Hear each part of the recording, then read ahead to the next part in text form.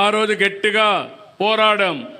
పోరాడిన వాళ్ళపైన కేసులు, పోరాడిన పార్టీల మీద, పార్టీ ఆఫీస్ పైన దాడి చేసి నిర్వీర్యం చేసే బాధ్యత ఈ రోజు నేను హామీ ఇస్తున్నా. మళ్ళీ చెప్తున్నా, ఎవరైనా డ్రగ్స్ అమ్మినా, గంజాయి అమ్మినా మీ తాట తీస్తాను కానీ మిమ్మల్ని వదిలిపెట్టనని చాలా స్పష్టంగా హెచ్చరిస్తున్నా.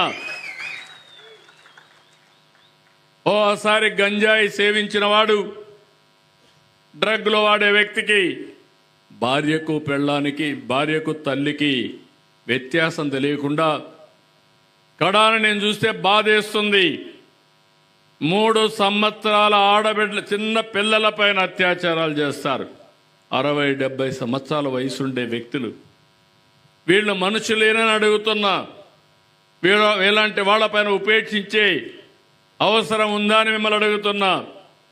అందుకే చెప్పా, మా ఆడబిడ్డ మీద చెయ్యి వేసావంటే అదే నీకు చివరి రోజు ఈ భూమి మీదని మరొక్కసారి హెచ్చరిస్తున్నా. పోలీస్ వ్యవస్థ కూడా నేను స్పష్టంగా చెప్తున్నా. తొందరలోనే మీరు చూస్తారు, ఎక్కడ చూసినా టెక్నాలజీతో సీసీటీవీ కెమెరాలు పెట్టి ఎవడైనా ఇలాంటి పని చేస్తే 2 నిమిషాల్లో వాడిని పట్టుకుని ఏం చేయాలనో చేసే బాధ్యత నాదని మరొక్కసారి మీ అందరికీ ఆమె ఇస్తున్న. ఎవరిని వదిలిపెట్టను, రౌడీజాన్ని సహించను, ఎట్టి పరిస్థితుల్లో ఉపేక్షించాం. అందుకే ఆ విషయాలు కూడా ఇంకొక పక్క మీరు చూస్తే ఈరోజు నేను చేసే పనులన్నీ కూడా ఎప్పటికప్పుడు నిరంతరం కొనసాగాలి. సస్టైనబిలిటీ ఉండాలి. ఆడంబ సూరత్వం పనికిరాదు. చెప్పిన మాట నిలబెట్టుకోవడానికి ప్రయత్నం చేస్తా ఉంటే రాక్షసుల మారిగా ఈ పవిత్రమైన యజ్ఞాన్ని భగ్నం చేయాలని అన్ని విధాల ప్రయత్నం చేసే పరిస్థితికి వచ్చారు. ఈరోజు మనకు కేంద్రం సహకారం ఇచ్చింది.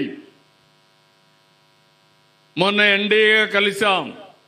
3 పార్టీలు కలిసిన తర్వాత ఢిల్లీలో కూడా మన పరపతి పెరిగింది.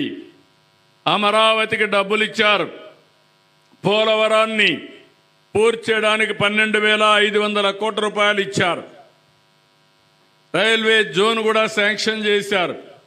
విశాఖపట్నం స్టీల్ ప్లాంట్ ప్రైవేట్ అయిపోతా ఉంటే 11,400 కోట్ల రూపాయలు ఇచ్చి దాన్ని మళ్లీ రివైవల్ కోసం ముందుకు పోయే పరిస్థితికి వచ్చారు. అటు కేంద్ర సహకారం తీసుకున్నాం, ఇటు మన అభివృద్ధి కార్యక్రమాలతో ముందుకు పోతున్నాం. ఈరోజు యువత ఉంది, మీకు ఉద్యోగాలు కల్పిస్తానని మాట ఇచ్చాను.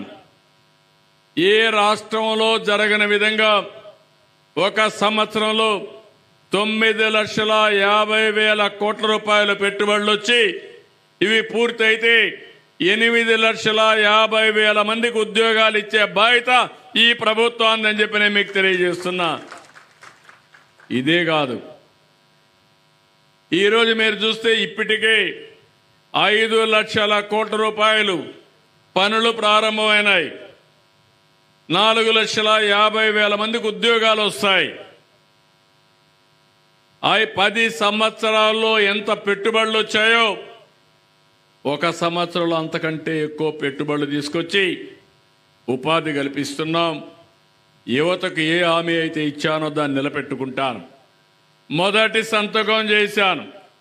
మెగా డిఎస్సి 16,500 మందికి ఉద్యోగాలు. ఎన్ని అడ్డంకులు సృష్టించాలో అన్నీ సృష్టించారు. దాన్ని జరగనేయకుండా చేయడానికి సుప్రీంకోర్టుకు వెళ్లారు ఈ దుర్మార్గులు. అయినా అప్రమత్తంగా ఉన్నాం. ఇంటర్వ్యూస్ జరుగుతాయి. 1 నెల లోపల వాళ్ళకు ఉద్యోగాలు ఇచ్చే బాధ్యత ఈ ప్రభుత్వాన్ని అని చెప్పి కూడా నేను మీకు తెలియజేస్తున్నా.